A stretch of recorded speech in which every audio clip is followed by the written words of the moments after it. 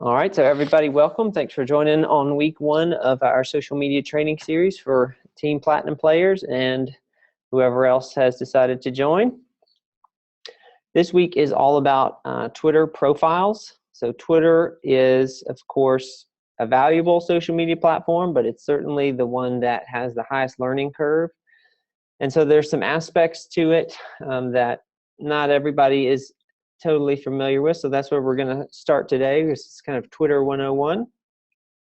But as we go through the next 6 weeks, we're really going to focus on these 5 pillars of social media success here. So we want to think through how do we educate ourselves about social media and the ways that all of these platforms behave. We want to think through good content. You know, it's so important to have good compliant content out there about healthy living, but also how do you think about the kind of content that you want to put out there yourself as an individual, because you don't want to just be a one-sided or one interest, type of person on social media. You want yourself to come through. So how do we think through that?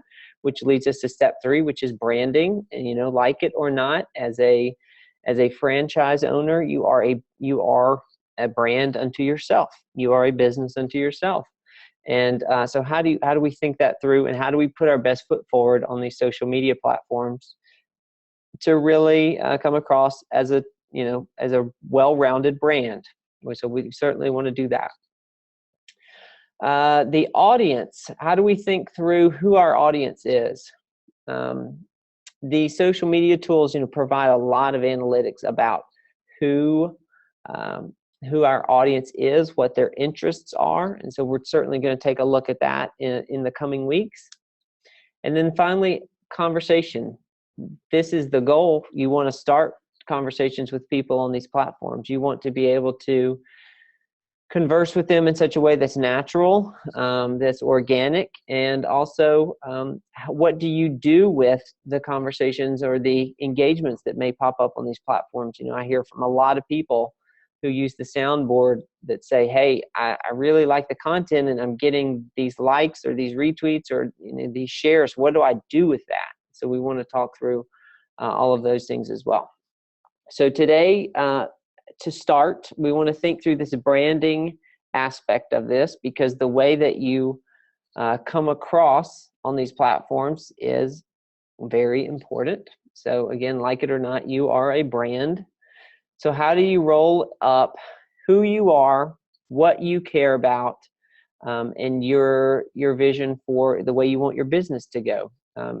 We certainly want you to feel comfortable with the kind of content that's coming through Soundboard, or the kind of content that you want to post about healthy living, but that's not, again, all of who you are. And so how do you go out and find stuff that you care about and that shows all the sides of you? So let's think through all those things.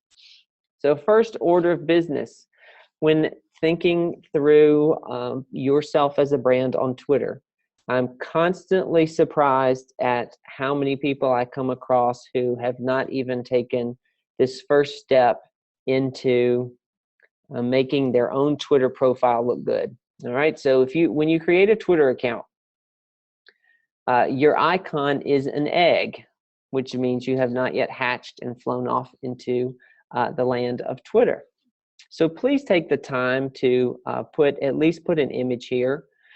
This is something that it used to just be an aesthetic thing, but I read an article last week that Twitter has made an announcement. It was a twofold announcement. The second one was kind of tucked in, though. The first part, which is a good thing, is that Twitter's taking more steps to clamp down on extreme hate speech, extremely racist language, things like that. They're putting a lid on a lot of that stuff, and it's not going to be able to have a life on the platform. But the second thing is they have said they're going to be clamping down even further on what they see as fake accounts. And one of the things that's an indicator to Twitter that you may or may not be a real person, or that your account is not representing a real person, is if you are an egghead. If you're out there trying to have conversations or put content out and you're an egghead, not only do other Twitter users regard you as not a real person, but now Twitter is taking further steps to downplay and even deactivate your account if you're trying to use it for an extended period of time. So let's hop over here to Twitter. We're looking at the Juice Plus Helper handle, which is the handle I run to answer questions about the soundboard. And so when you're thinking about your profile, you have this square box where you can put an image. I think it's 200 by 200 pixels. So obviously, if you try to put some rectangular shot in there, it's going to cut it up. So find a nice shot of yourself or some product or something you care about. Please put something there. Less important, but I think it's still a good idea, is this big background banner. Now I know it's a weird shape. It's 1500 by 500 pixels. It's extremely wide and narrow. But I see a lot of folks who you can put a nice picture of the mountains behind your house, or a place that you've traveled and you have a nice shot of, or a product image, or something like that. But just don't put a big square picture there, because it'll get cut up. Then you have the opportunity to put 140 characters to talk about yourself. I highly recommend you do this to just be clear. What do you care about? My personal one, I'm a father. I enjoy, biking, playing games, spending time with my kids, things like that. So put a little bit of yourself in there. And then you have the opportunity to put a link in here. So I highly recommend you put your Juice Plus site in here, because one of the things that you're going to notice as you start checking your Twitter analytics, which we'll talk about in the coming week, is it actually tells you how many people visit your profile and come and see all of this stuff.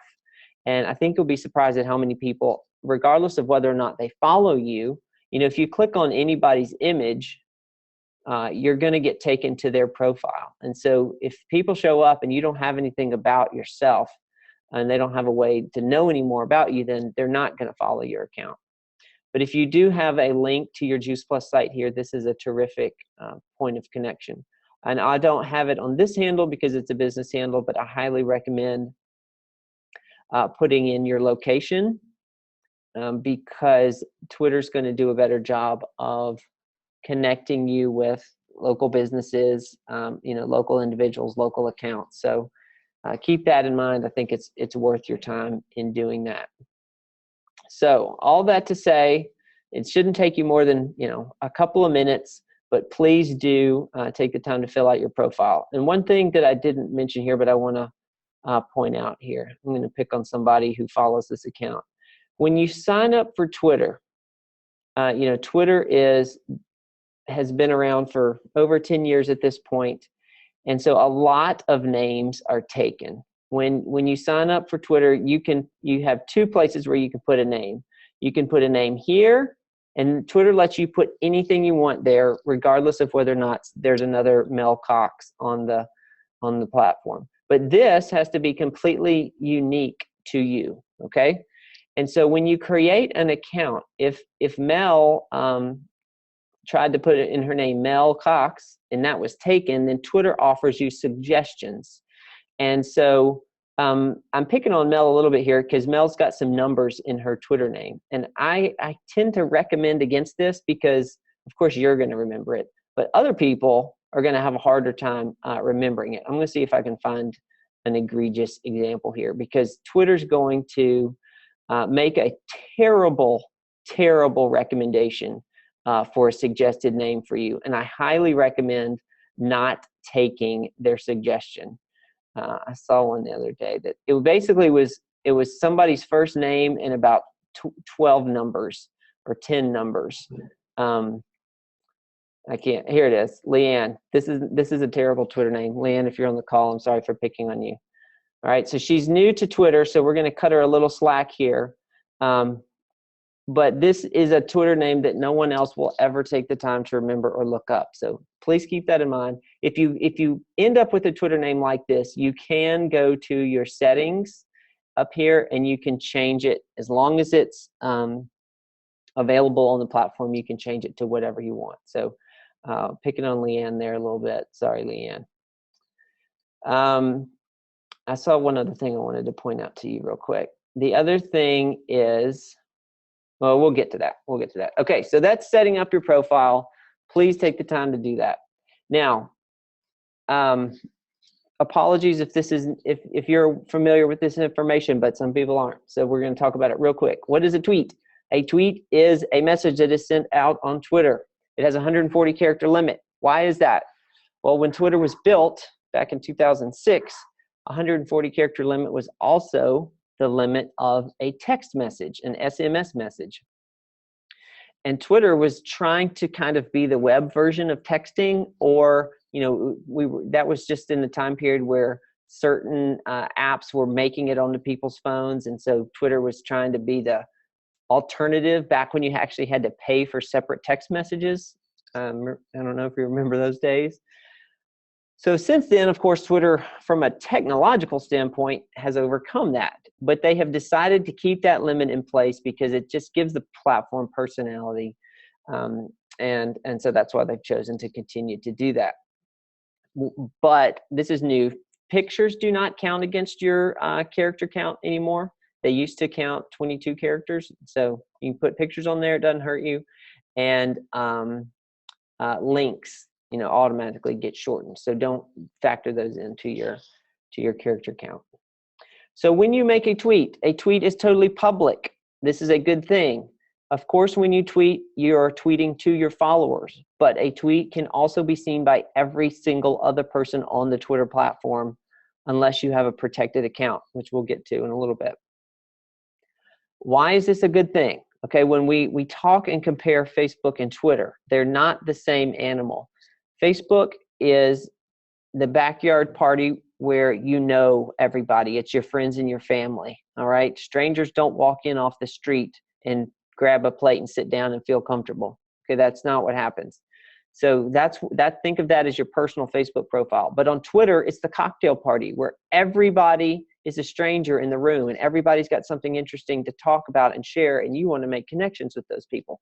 So this is why it is a good thing that tweets are public, because you want your tweets to be found by other people and to be seen by people who don't know who you are and probably don't know what Juice Plus is, but they're interested in what you have to say because you're talking about healthy living.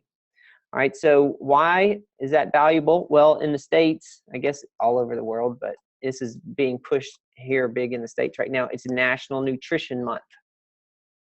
All right, so if you're making a tweet about National Nutrition Month and using this hashtag, what you have to say is just as valuable as Dr. Michael Greger here, who has 63,000 followers.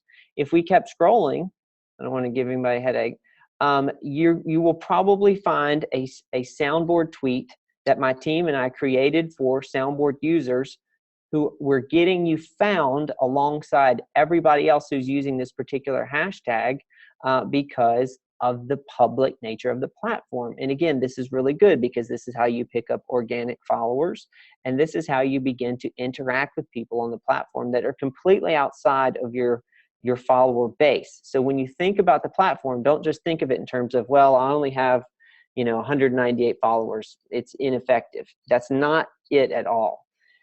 The other thing about Twitter that people are less familiar with is that it is completely open to Google, all right? So here's what happens. When you create a Google search, right, like I just did, Google goes out and searches the web, and it brings back a list of websites, as you can see here. But what people are less familiar with is that Google and Twitter have kind of an official marriage. I don't know if you follow tech news, but a couple years ago, Twitter got a new CEO, and he and the Google CEO kind of settled an old beef. And Google now has complete database access to Twitter. And what that means is every time you create a Google search, of course, it searches the web, but it also searches all of Twitter. So look, right here, these are tweets. When people search for terms and hashtags on Google, regardless of whether or not they have a Twitter account, they can see tweets. And so these things, Twitter is coming up in all these searches, and these are tweets right here. So it's possible that people who don't know who you are are reading your stuff through Twitter, excuse me, through Google, even if they're not on the Twitter platform. So you can see how completely public tweets are. And so this is, again, a valuable thing in getting you connected with and found by people who don't know who you are. Of course, tweets can include links. If tweets include YouTube videos, the video plays right there in the app, and then people don't have to leave Twitter to watch it. So if you want to write a tweet, so if you're on Soundboard and we're tweeting for you, then we tweet for you twice a day, two or three times a day. But when you want to create your own tweet, you hit this button that looks like a quill with a square around it. Now, I have created a search for hashtag National Nutrition Month, and so Twitter thinks that I want to talk about that. All right, so we can just leave that there, and we'll throw out this tweet of who's got the healthiest cookie recipe. All right, so when we tweet that, of course, our followers can see it, but so can everybody else who is using this particular hashtag. All right, so very valuable way to get found.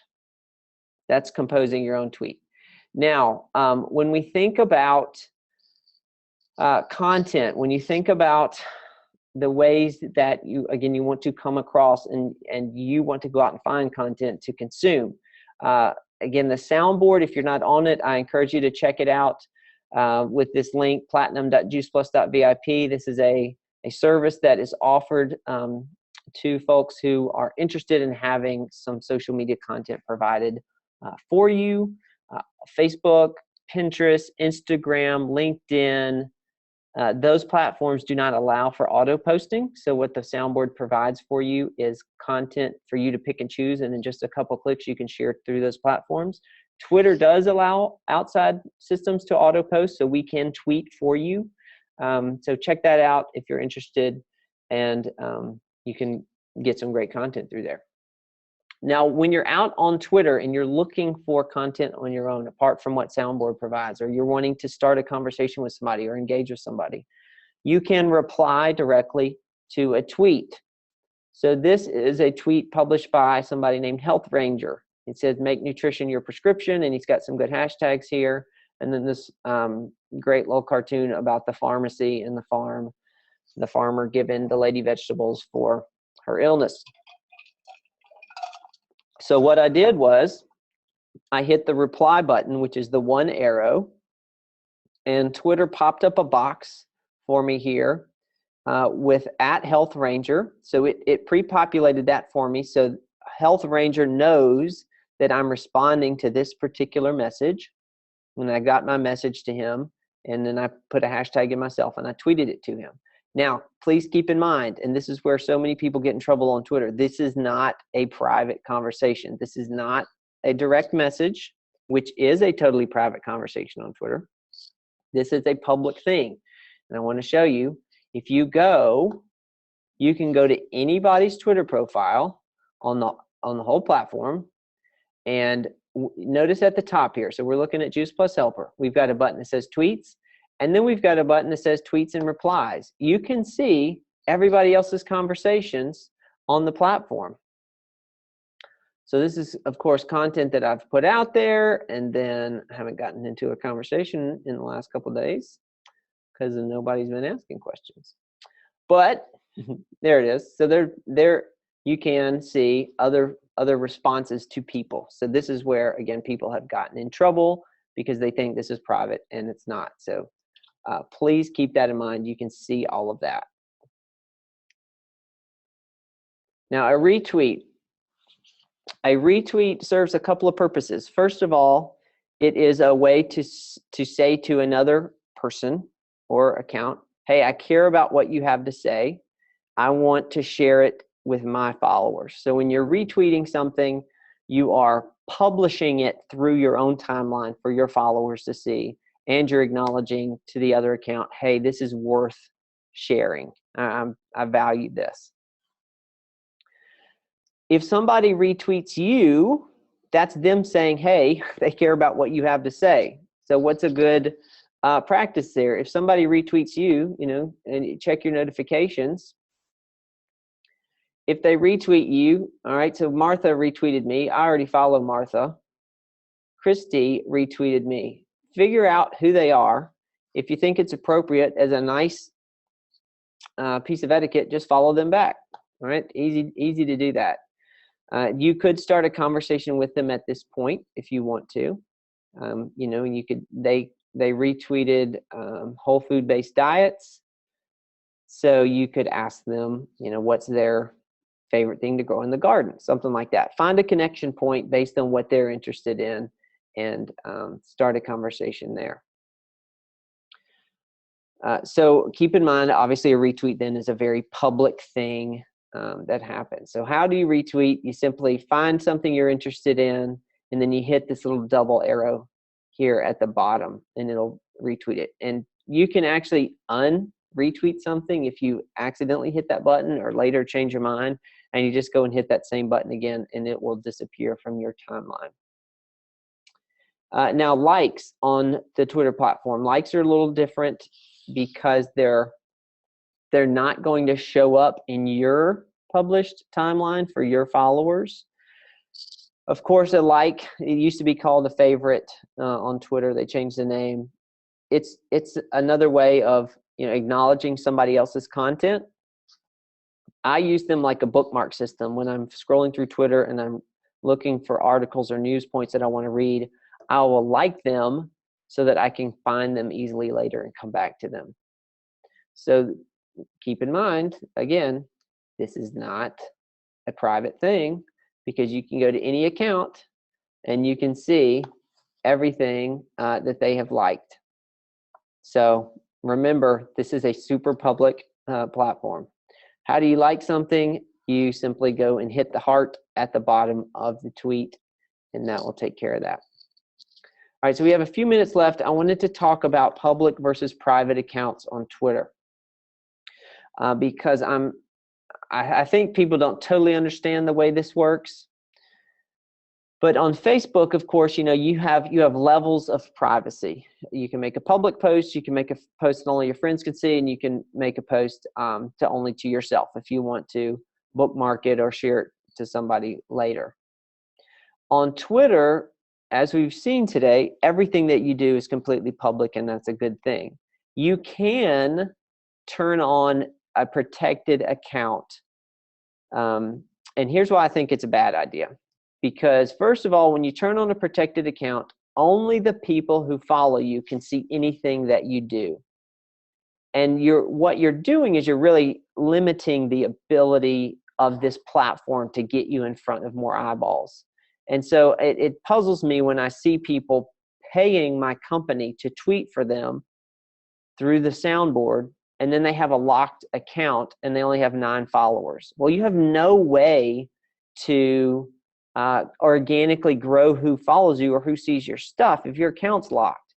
Now, if you have a locked account because you're sharing, you know, naked baby photos of your kids to your in-laws, then make 2 considerations. Consideration 1 is maybe that's not the best place. You know, Twitter's not the best place for that kind of content because it's too public.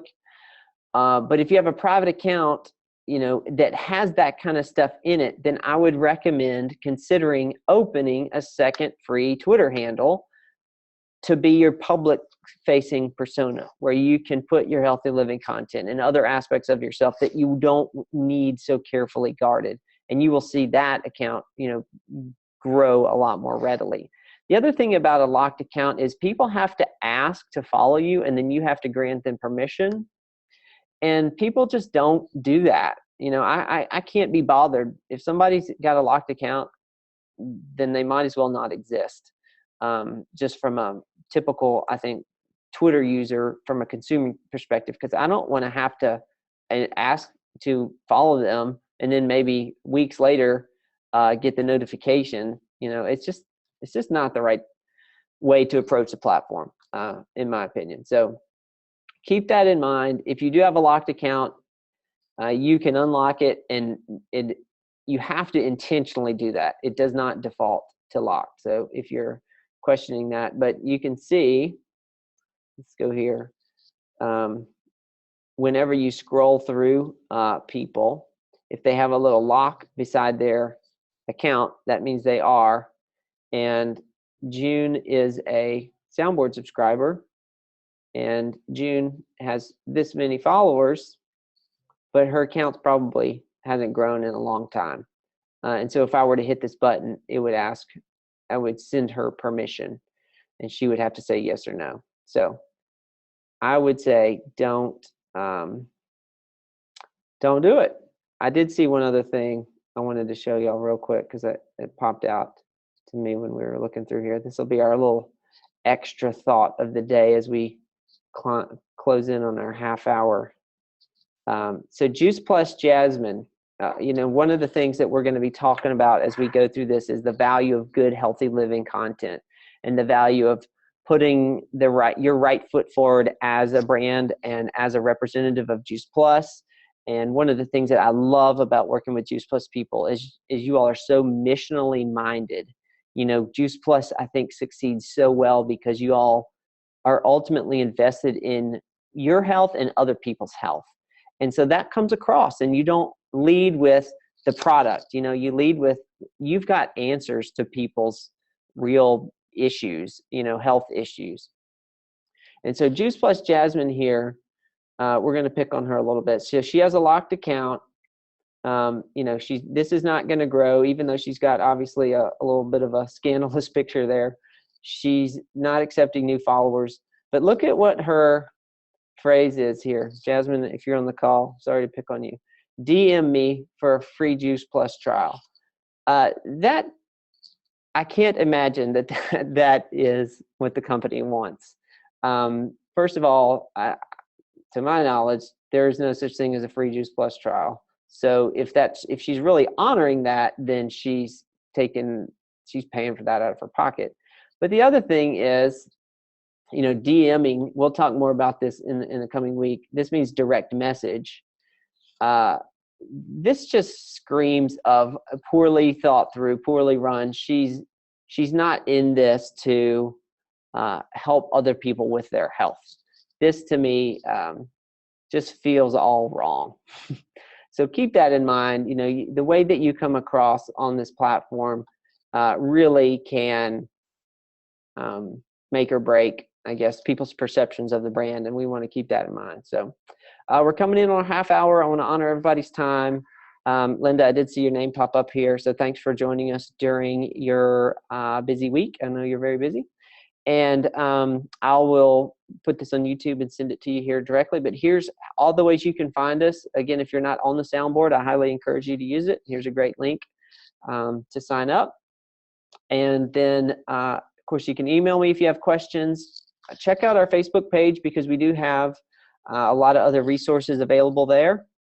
And if you have questions, you can obviously tweet at me, or if you all use Voxer in the UK, this is something huge in the Juice Plus world in the States, but it's an free app that lets you swap voicemails, so it's pretty convenient. So these are all the ways to find me. I don't see anybody have any questions. Anybody have any questions coming through? Oh, here we go.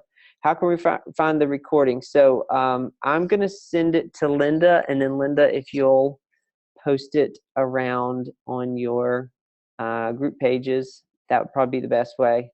Or Sarah, if you can't find it there, you can always just email me here at the sbsupport@edgetheory.com, and I'll be happy to send you the link directly. So, anyone else? All righty. Well, I'll see y'all next week. Next week we'll talk a little bit more in depth about Twitter. And Kate asked, how do we find good hashtags? That's to come next week. We'll talk all about trends and hashtags and things like that. So thanks for joining, and we'll see y'all next week.